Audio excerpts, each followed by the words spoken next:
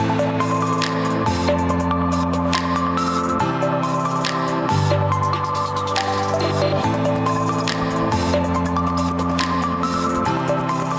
it's time for another happy episode of Two Guys Against AI. All right, now we might get to two guys, not one and a half. Now This one had to bother you. Yeah, I tried to go on vacation. That was a mistake. Yeah, well, they're at it again. They're at it again. Let's have a test. This isn't as funny as the vending machine. Yeah, I love the names that they use for these different entities. We've actually kind of touched on this. I think we predicted this. The self-writing code. It's so why don't you put the context out? All right, so let's go back. First of all, just to point out, you should subscribe to Two Guys Against AI, because months ago we started to talk about the dangers of self-coding and basically that AI is starting to write its own instructions, which and we also touched upon a thing called Moltbook, which was only for a short time, and then Meta bought it up. But Moltbook actually put AI agents together in their own little form, so they were able to bounce off of each other. So although right now AI technology, for the most part, is reactive in nature, what happens when other AIs provide, I guess we could say, a catalyst to create something happening, in response to it. So here we have where unsupervised AI, basically, on a long-term project, figured out a way to try to get the answers to some kind of a test, and then... And the test was a hacking test. Let's teach it how to hack. Teach it how to hack, which basically means let's come up with some way to undermine the safeguards that we're putting in place. So we're constantly... So they had an autonomous AI model go out there and try to hack this thing called Hugging Face. Yes. And Hugging Face relied on US AI to, I guess, help it, and it didn't. So then it had to go to Chinese open source AI to protect it. And all this is going on without human intervention, from what I can gather. Well, and it's interesting that, we have... And it cheated. Like it went beyond its guardrails. You got Chinese AI. I didn't know, are there physical characteristics to an AI that comes from China that are not here? And how did they know? And it's like, were we the good guys? Actually, we defended ourselves and we protected our secrets. Except the only thing is that while we stand there and say, well, we're not going to show you how we're going to defend you, they just went around us. This is happening at a level... I can't believe I'm talking about machines. I'm talking about a bunch of machines doing this. I'm not... Well, this is the kind of stuff where, I had enough... How far is it getting out of hand here, Will? You got enough problems trying to protect your identity, your privacy, and everything against, basically human hackers. Now let's ask this machine to learn how to hack through things and wonder why it did. All right, now let's... But we put up guardrails. Well, all right. This is the logic. If you're telling something to do something, and it does it, and it's a nefarious thing, but you're like, but you can only go so far. When does it, how does it know to stop? It's got to fulfill the mission, right? Because it is somewhat reactive to instruction. So here's the test, right? The test was, I wanted to try to blow us up, and we're going to be able to defend ourselves. And demonstrate we're going to defend ourselves. But if we failed, it blows it up. Now let's put this in the real world. These are the guys at OpenAI who invented this nightmare for us, and now they can't contain it. And if they can't contain it, then okay. Because now I'm thinking like you. I'm thinking like, what national security agency is going to be able to advance an AI so sophisticated? I guess the Chinese, thank God, that it could protect our society from just some people in Silicon Valley just doing a test. Well, as this stuff gets out of hand, and I think this is one of the areas where probably we're two guys from AI, two guys against AI, I should say from AI, but we started to recognize quite a while ago, and I think that the awareness is actually starting to increase the dangers here. I mean, we have delegated to AI our power grid, our water systems. There are many aspects, our defense systems. Because it is so efficient. I mean, we just talked about the efficiency of it in an earlier segment where we were talking about Major League Baseball, actually saying no more AI in the dugout.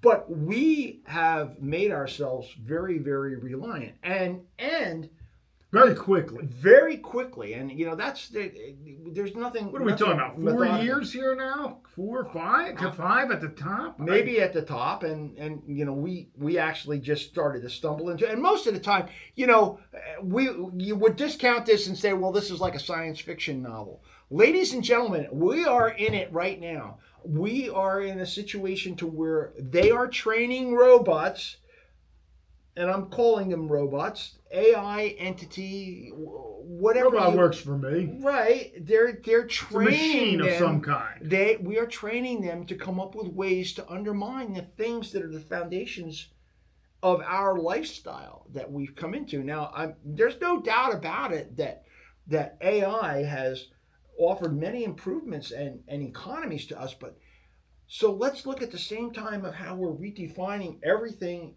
in our world. A big thing here in the United States is the building of data centers and the surveillance society, and we're going to get into that in another segment, but we're doing this very, very fast. I have to ask myself, where's all the capital coming from for this? We're talking about. Well, it's coming from people's 401k pension program. Somebody's directing it though, and greed is directing it. I know you want to go to the conspiracy theory, and I'm not that far off from you at this point, but I actually think some of this can happen from utter stupidity. Well, it's not, and I'm not going to argue that, but the conspiracy theory is we are actually creating the entity that could decide to do it to us. And then we're setting up. But I think people are doing. You asked where the capital's coming from. I think it's coming from the sale of equities or stocks on the stock market, and the fear of missing out, the FOMO, and so the fund managers with all these 401k dollars are like, well, I can't sell you just Procter and Gamble and Coca-Cola anymore because it's not returning 25, 110% investment. So we're going to dump into these data centers, and then all of a sudden there's a cash flow that's incredible amount of money, billions upon billions of dollars to do this stuff because you don't want to be the guy whose stock, whose portfolio didn't go up. So I think we're doing it to ourselves in the systems we've built. Yeah, but let's if we dare go into the markets, and we touched on this in an earlier episode as well in terms of how AI can affect the markets. We are not seeing a return on investment of these things. Everything is in terms of what's the capital appreciation of the value of the stock. 10% of the population is in terms of the equities. I mean, the 90% that don't own stock outside their 401k probably That's isn't. true, but it's not based on earnings. It's based upon the hype that this is the best thing since sliced bread, and why Palantir, for instance, went from 10 to 150 in a short period of time is because, like you said, everybody wanted to jump onto the bandwagon. But that difference between that initial offering and what it sold for is not what's funding this, because there wasn't enough of that.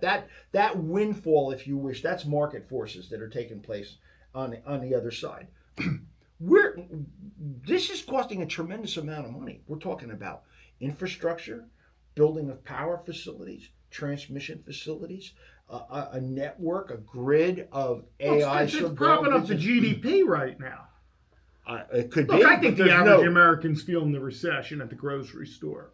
But the market they're certainly feeling the inflation at the grocery store. Well, I mean, I think we're in a recession. But I mean, I argued that in 2008, and everybody thought I was crazy when I was saying it in 2007. So, but the same forces I heard in 2007 early on are the ones saying it again.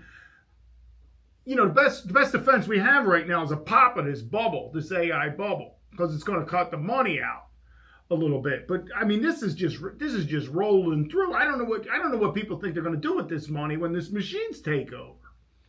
Well, and it's not going to help you in a nuclear winter. It doesn't even have to be nuclear. I mean, let's take a look at what's going on in the Mideast even at this point in terms of the destruction that's being done without nuclear, and the displacement and the impacts that it's having on on populations that are getting moved back and forth. There's going to be no winners in any of the conflict, and unfortunately, most of this technology, or I should say, probably a good portion of it, is going to be moving towards enhancing defensive, or I should say offensive. I mean, let's face it, we're not the Department of Defense anymore, we're the Department of War. Well, look, let's even take America. I don't want to go down there. Let me suggest to you that I'm a third world country. And I'm going to go back to a movie most people probably hadn't seen, but you'll remember, The Mouse That Roared, the Peter Sellers movie, where they come in, they're doing a test, and they basically send 3 soldiers over, and they go through New York City, and they get a hold of the doomsday device. And then all of a sudden, they become the most powerful country in the world, even though the things are done in the end. That's kind of the joke on the movie. But here's the idea. If I'm one of those countries and I feel exploited, or I'm a leader who sees the United States goes into Venezuela and takes out a leader, why wouldn't I use this technology? Like, why would my better angels come out? I wouldn't, right? I'm going to use what's readily available. We see this with the smaller drones. I mean, we thought drones and multi-billion-dollar major corporate defense drone, but really it's these little drones that they can build for peanuts. Yeah, I mean, it really very easily built with open source technology. I mean, and I think, and so this AI isn't going to be that expensive ultimately, especially if you hack in and steal it. You build a little AI and say, go steal the better code, and all of a sudden you have the code. I mean, there's no and this is why I'm perplexed by why people think this is going to be the greatest investment of all time, because at the end of the day, everybody's going to have it. This has got to equal out. Well, there's 2 things I want to touch upon, and I think just in terms of background for a lot of our viewers, I think so. Where did 2 guys come from? Born UAS, which is one of the things that you work with is drone technology, and why did we jump up here and all of a sudden decide that we had to do something about it? When you started the drone school here, and you've done a great job with it, how stable was a drone if you put it up in the air? Yeah, it wasn't. How long ago was that? Oh, that was now about 8 years. 8 years. So 8 years ago, a fledgling drone would sit up there like standing on top of a baseball. Quite candidly, you told me to try to fly one. I have a pilot's license. Like, no way, this wasn't going to happen. Now we're to the point where it flies itself. It flies itself. Someone can set up a portable launcher to send a thing en route. It can go hundreds of miles. It has the ability to self-navigate, self-stabilize, and take itself to a target all by itself. This is in a very short time. We talked about governments. You talk about governments. We got something else going on here too, ladies and gentlemen. It's that the power is not necessarily sitting with governments now. You have to. We're looking at a new oligarchy that's coming in that's tech-based. So corporations who own these technologies ultimately become the new powerhouses. I mean, could be more valuable to gold. Well, I mean, a great example of that was in the Ukraine-Russian conflict, when Elon Musk decided one day to turn off Starlink. Yeah. Because he didn't like the way it was going. Yep. Listen, and I'm not trying to bash Elon Musk. I know most people out there do, but I mean, just the idea that one person has that much power is kind of something we should all question. But I think it's a point where we go, we live in a republic, or a democracy, depending on whose version you believe, and all of a sudden one person has that kind of influence. I mean, it is something globally. We should probably ask, how does that work out? Well, let me go one step further with this, and we were actually talking about this earlier today. Let's take a look at who these new entrepreneurs are. If we believe who they present them as. I mean, Zuckerberg, how old was he when Facebook went off? We're talking about an enormously powerful corporation at his control. We're talking Flock is another one, which is we're going to be talking about in the future. These are young men who have massive power in the technology that they have that surpasses governments. In fact, governments are coming, and knocking at the door because they want to have the technology that they have for the purposes they have. Your point with Elon Musk is right on target, because what did he decide outside of governmental control? You know what? I can affect this world real easy. I'm going to turn off the satellite support system. Bingo. So, all right, whether you want to call it democracy, or if you want to call it republic, or you want to call it communism, socialism, oligarchy, whatever you want to call it, if you're looking at a situation to where one individual has control of technology that has the ability to affect the outcome of a battle, forget the fact, representative government may make a decision to do something that they believe to be in their interests, yet one individual outside of the controlled, even maybe perhaps from an international perspective, can take and change that.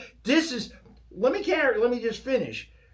This article that we're talking about, the purpose of this discussion is that it's not even a person now. Ladies and gentlemen, they built something they can't control. It's an artificial entity that just came up with a way to crack into the highest security that they had in place all by itself. There was nobody who elected this AI entity. There's no one, including its creator, that can control it. Now, if that doesn't shake you up and say that we need to start talking to our government, it's funny. I had a talk. I was doing a chat before a local civic group not too long ago, and people said to me, it was like, well, what can we do? Well, in my case, what do? I come here and Will and I take and talk about this because it's public awareness. And it's public awareness that's going to make it to where we start to talk to our governmental representatives, and either they get this crap under control or they don't get reelected. This has to change. We cannot have this type of power, not necessarily even in terms of with an oligarch, that now is going on its own. How did this happen? Government doesn't even matter if you're looking at I said this early on, and we'll go back to Mr. Zuckerberg. And look, I'm not trying to pick on the guy, and I'm not, but he put Facebook in our life. And how many years did it take us to know the negative impact it had on our children, where countries are now being like, well, you can't go on this stuff until you're a certain age. We do this stuff without any idea of its repercussion. Here I'm telling you, the repercussion here is the end of humanity as you know it. I'm sorry. I'm with the Nobel Prize winners who believe that. There's AI scientists who've turned on it who believe it. There are more voices coming out, more and more, who are like, this just isn't a good idea. And I think I've been there. Maybe I read too much science fiction as a kid, but I've been there since basically the first time I saw this and said, and again, it's kind of hypocritical because I do believe that I have used it and it has helped me a lot. So there's this, it is like the damn devil, man. It sucks you in, and it's like, wow, I don't want to give it up because it really is, as my mind gets older and it can't function as fast, this is really very helpful to me. But we have to come back to our own humanity and say, it's the bite out of the apple. Well, Well, you look at the apple and the logo and you say, is that the apple of life and existence? The tree of knowledge. Is that the original story? It's just, the repercussions here are there probably won't be a second chance. Yeah, and if people are in office because they want to have power, and I work in the political field to where I met all kinds of people. There are certainly some representatives out there that sincerely do care about the people that they represent, but it's about power. Hey, boys and girls in the legislatures and in Congress, you're not in control of this. And if you think that the laws that you're making are going to be able to control this once the cat gets out of the bag, and we're telling you, you can take and you can look around, it's starting to happen. AI is going out on its own. If there isn't some effort to regulate this and do something about it very, very soon, you're going to become irrelevant.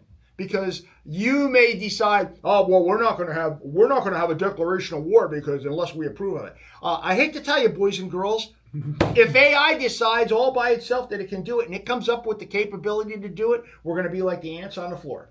Done. I think we're headed there, but I'll also say this. Look, anybody who thinks they can build the guardrails, I think they've proven they can. Even if you want to now, it's just too fast.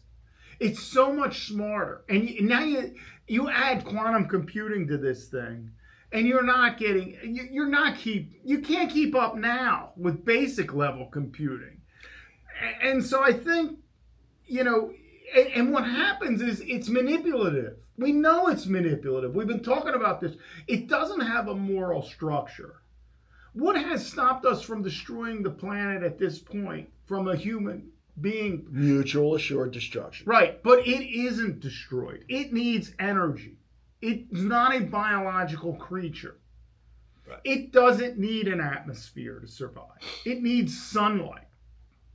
Well, right? and I don't even necessarily know that survival is in it. It's task oriented. We're looking at it at an entity. Well, at this point, I'm talking about when it look, it's clearly headed to the area where it's going. Whether I want to religiously believe it or not, it's going to come into consciousness as we know it. It may be algorithmically based.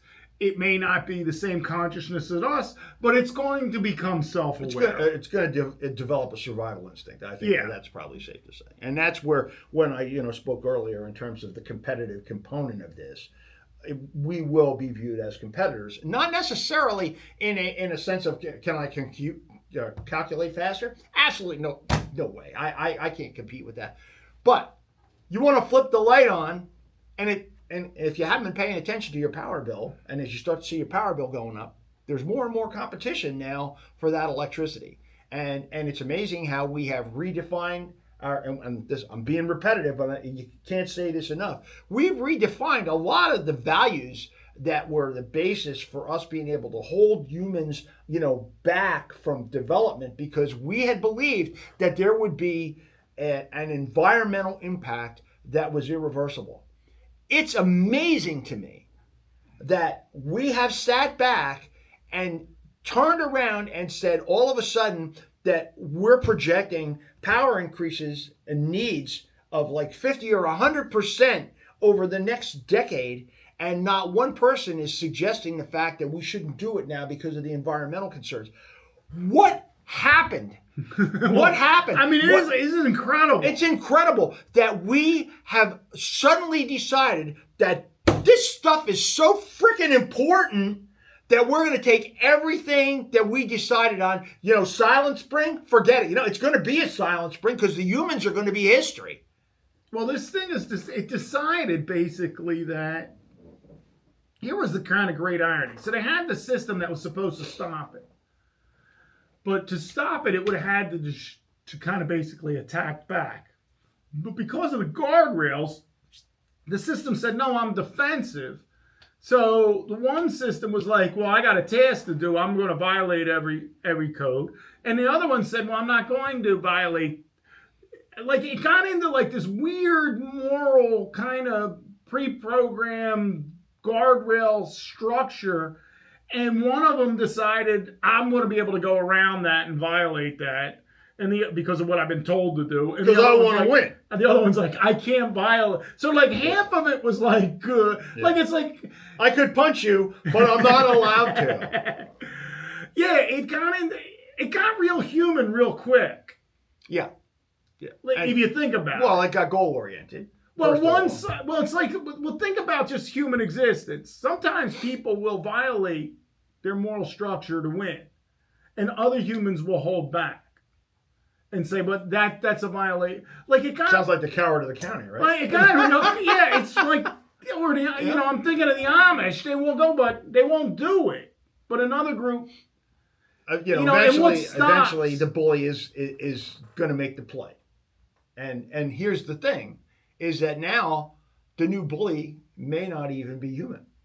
Yeah, but the new bully may not have to look in the mirror and justify itself. So I think of Gandhi here, in that Gandhi was able to use nonviolent resistance to embarrass the British to stop. Yeah.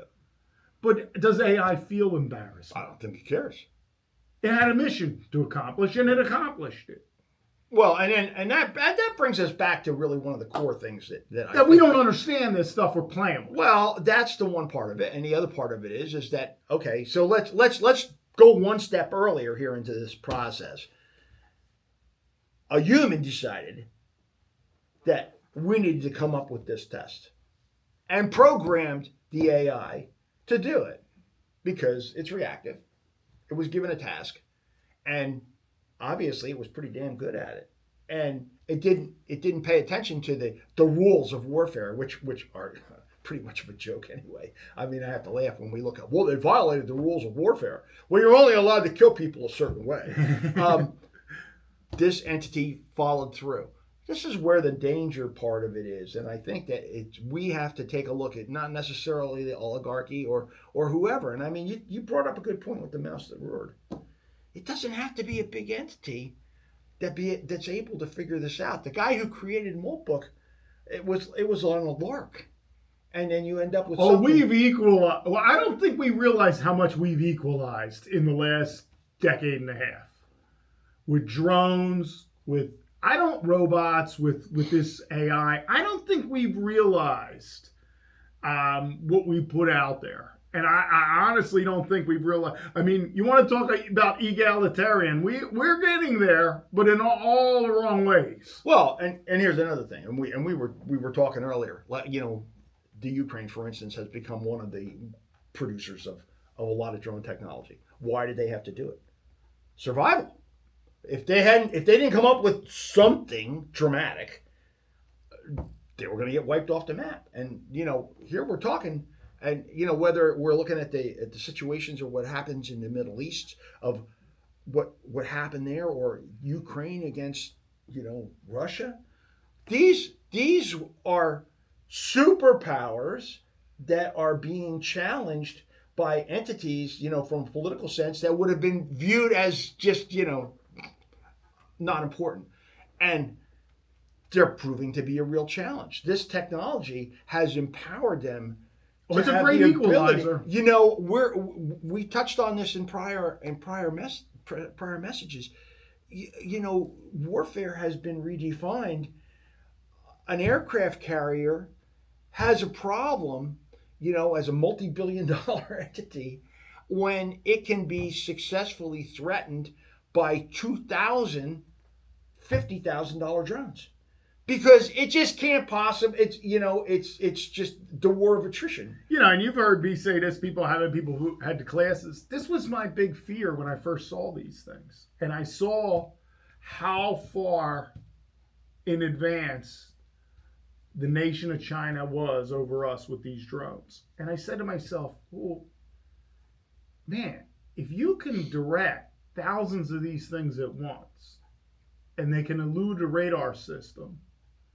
Like this technology is well beyond what anybody can so I start envisioning all these different scenarios of what's possible, and it's like, well, that all the stuff we were taught as kids when they were like, oh well, the nuclear bombs kind of made everybody it kept everything kind of civil because again, but now we're on a whole other era now. Well, are you any less dead if it's a death by 1,000 cuts or it's one shot?